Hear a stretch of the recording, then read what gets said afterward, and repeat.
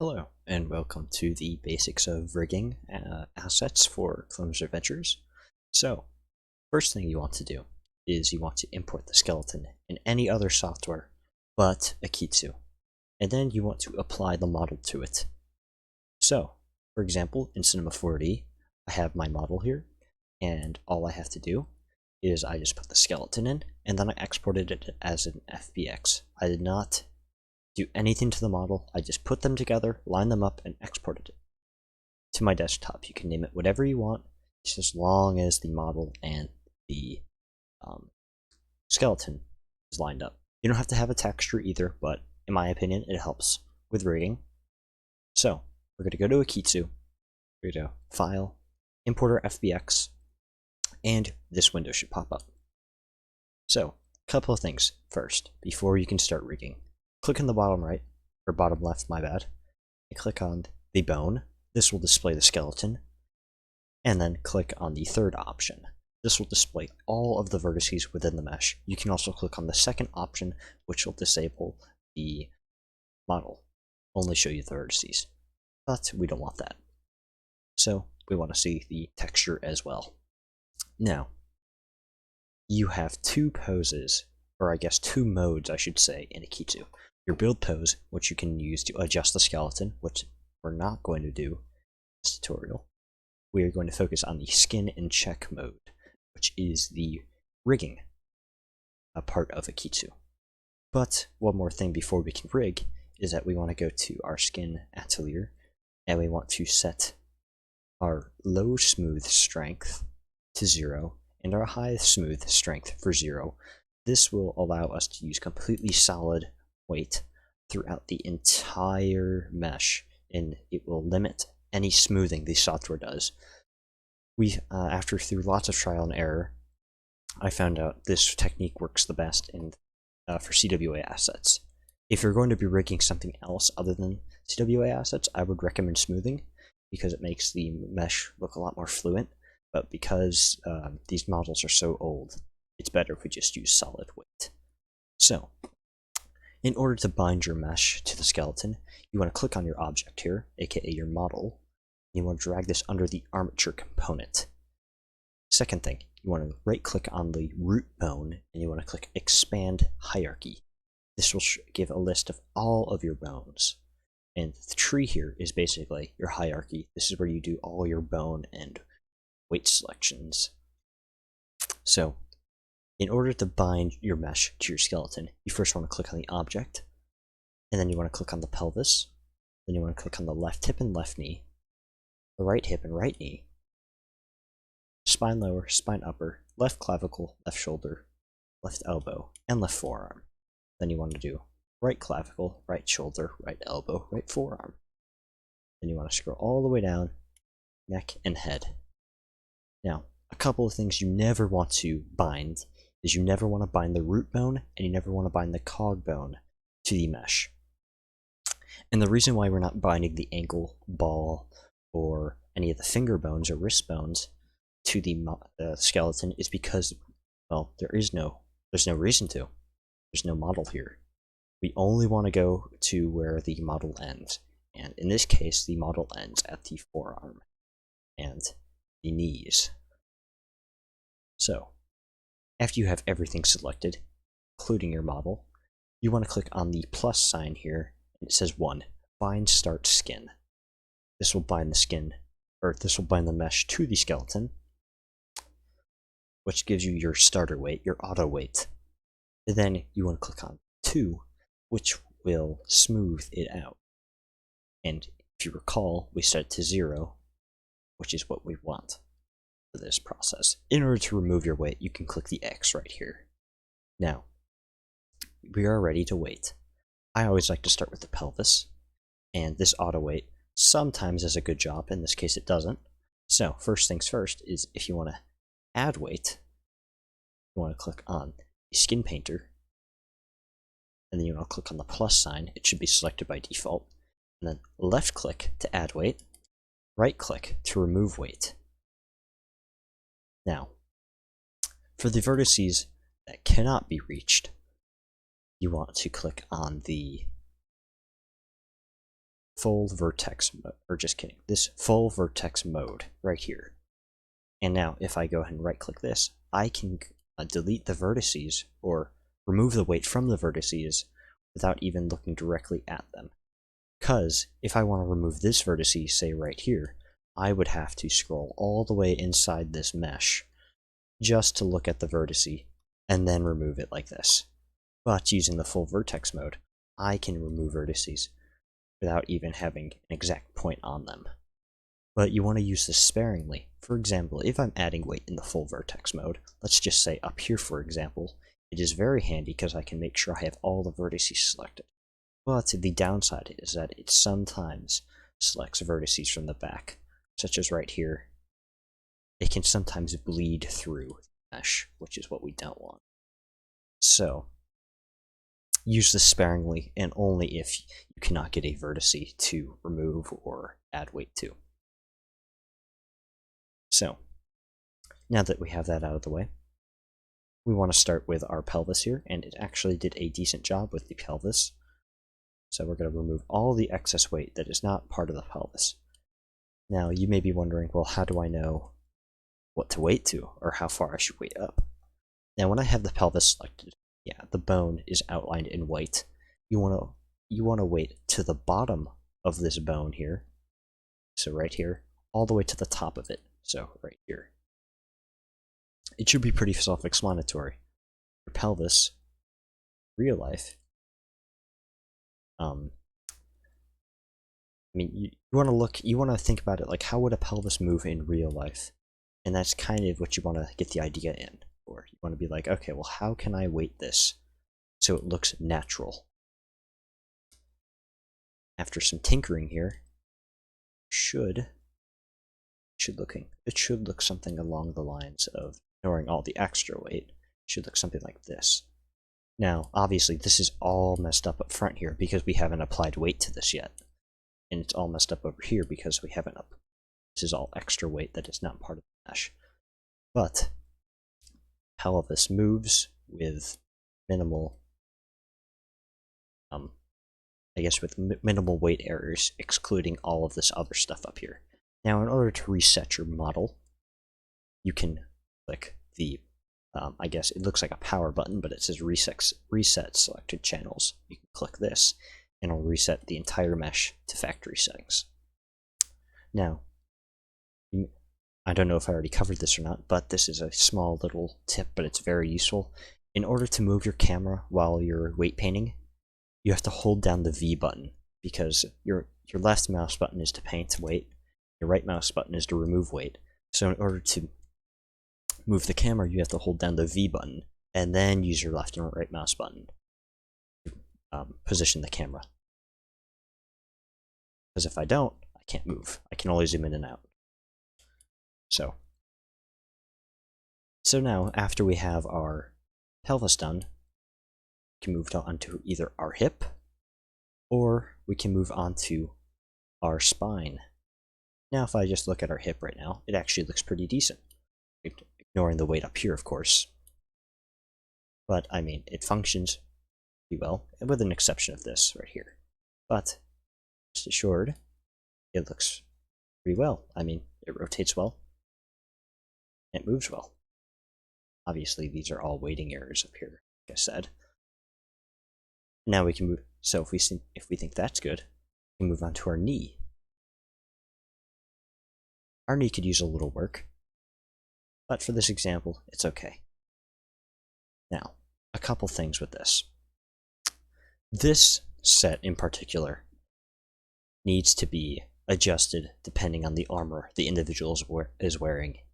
It has clothing lengths, and these are a big pain, because inside this model right here, inside this knee, there's actually a second model in here that needs to be rigged. The extension. So,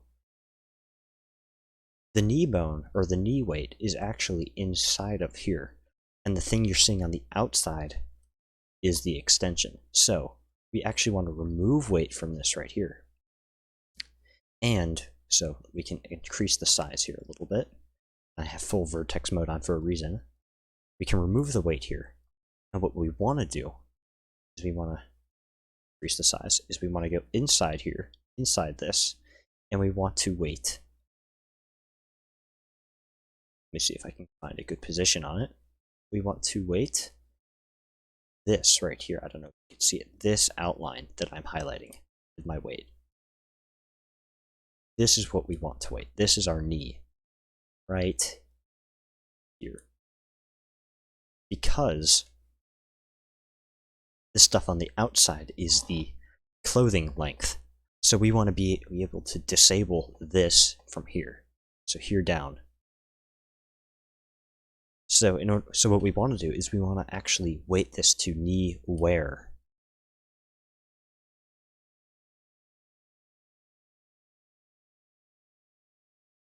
So obviously your knee is going to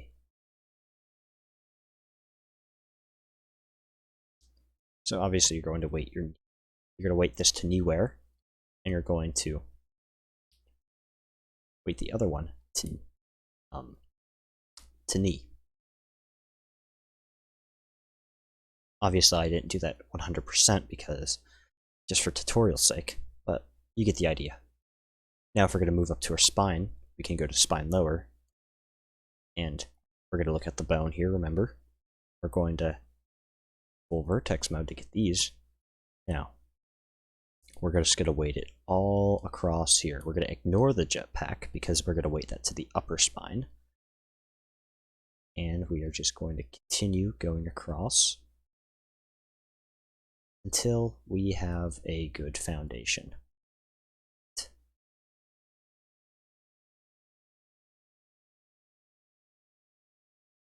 And see, this is the issue with full vertex mode. It bled through a little bit on the jetpack and on the hip.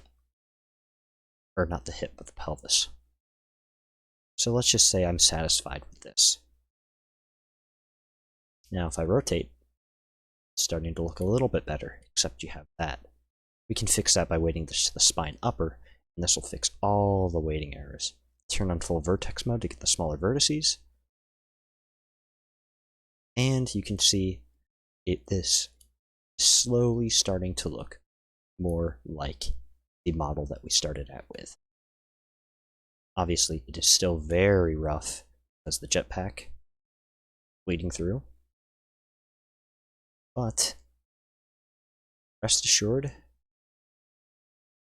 let's do this. Weight the whole jetpack, upper spine. Actually, this may be easier if we reset the position of both the spine upper and spine lower, so we can see what we're doing. I'll weight all of this together, and doing this, I know I got the arm, but just trying to do this just for demonstration purposes. Let's just say we have the jetpack totally finished right after I weight this. So let's just say it's perfect. Now, when I go ahead and test this out, let's just go ahead and corners here. Should look a little better. Obviously, that's an issue as well, but let's just weight all of this. For example, just for example's sake, let's just say this is all upper spine, which it isn't, but it looks better.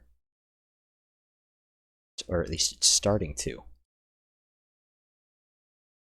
So now, obviously that's an issue, so we want to go over to our neck, and we want to weight the neck bone. This is a very small bone, so you want to do all of the neck right here, and then the area around it so it doesn't become, I guess, disattached from the model.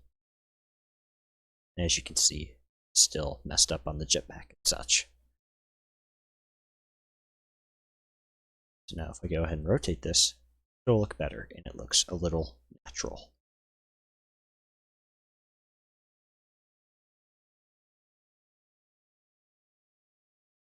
And then you don't have to worry about head, but you do want it bound to the model. Clavicles. These are a pain, in my opinion. This is probably the hardest part of what you're trying to do. in order to weight this, you want to highlight around this area, but you don't want to go too far, otherwise you'll conflict it with the shoulder. It should look something similar like this, but you don't want it too far, otherwise it'll cause that. It'll cause the entire mesh to cave in if you weight this too much. So you just want to weight this around here a little bit, then every once in a while you want to weight it on top of the shoulder plate like so. But not too much. So this may have been too much here, too much weight, but if I go ahead and look at this, actually remove the weight right here. So that's too much weight, and it looks a little better ignoring this stuff. Now we can move on to our shoulder. We can fix this up as well. One thing we don't want is we don't want that shoulder pad to bend. So what we want to do is we want to make sure the entire shoulder plate right here is weighted to the shoulder and not the clavicle. Otherwise it will cause a weird bending motion. You want to make this look as natural as possible. And that actually looks decent. So now we're going to move to the elbow. We're going to do that. Now if I go ahead and rotate this, it looks natural. Set this, and finally, quickly weight that. And there we go, we have one working arm. You can go ahead and bend this. Go ahead and bend the shoulder. There are no weighting errors whatsoever. Aside from so now we can go ahead and go on to the other clavicle and do the same exact thing as we did before, except on the left side. But let's just say we did that. Now it's always a good idea to double check your weight after you're done rigging. So every once in a while, your weight can conflict with other vertices that you've painted. Either maybe you made a mistake and painted over a vertice that you already weighted, which would cause a weighting error, which are very common, or if you had full vertex mode on, it may have bled through a couple vertices and may have caused an error. So you always want to make sure you go through your your bones one more time. Make sure you have everything weighted. Full vertex mode on this, and let's just say weighted that, and go. We go ahead and fix this as well.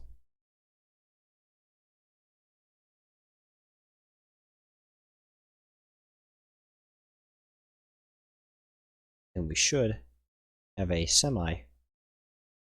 well, I say semi because I did this in about 10 minutes, but a semi-working mesh, even though it is obviously completely broken, but it looks much better as it did before, compared to what it was before. And obviously this right here, this isn't just weighting errors, but what it would do if you rig this right, is that all of this would stretch in accordance to your model. So you wouldn't get any weird things like this going on. These are all unweighted vertices that you would want to rig to your pelvis. But because I did this fast. But just from a basic rotation standpoint, this looks pretty decent. Aside from maybe the legs here. But just to recap, when you're weight painting, weight to the bone, top to bottom. With the arm, with the clavicles, weight to about the shoulder plate, but do not get the shoulder pad, otherwise it will cause a weird rotation in the shoulder pad. For the knees and the arms, you're going to have sometimes extensions depending on the armor set you're weighting. So make sure you're going to look inside this mesh and you're going to find the knee inside here, and you're going to weight that to the knee, and then you're going to weight the outside of this to the wear bone. But this is not with all armor sets, just to clarify. You'll know when you're going to have to do this when the legs are thicker like this and they go all the way down to the ankles. The same goes with, actually, yeah, in this armor set it's actually just going to be the knees, but sometimes you have armor sets where it also applies to the elbows as well. But yes, so just make sure. So inside knee weights to the knees, the outside of the knee weights to the wear bone. Follow the bone up, and after that it's basically like a puzzle. Then so now you should be able to pose all of this. Minimal errors. Obviously this is very messy. Just in a quick demonstration. If you do this right, this should take you around 40 minutes to get it perfect. And I can send you an example of a finished product if you want, one that I've completed myself.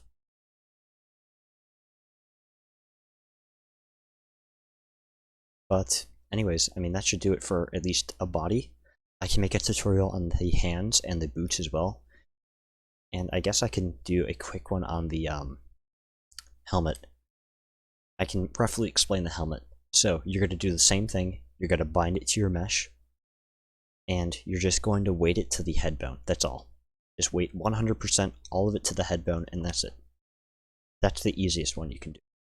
This is the hardest, and it takes the longest. So put a lot of emphasis on trying to learn how to rig this. Because if you can do this right, you can rig just about anything. And then you want to, after you're done, you want to reset all the positions.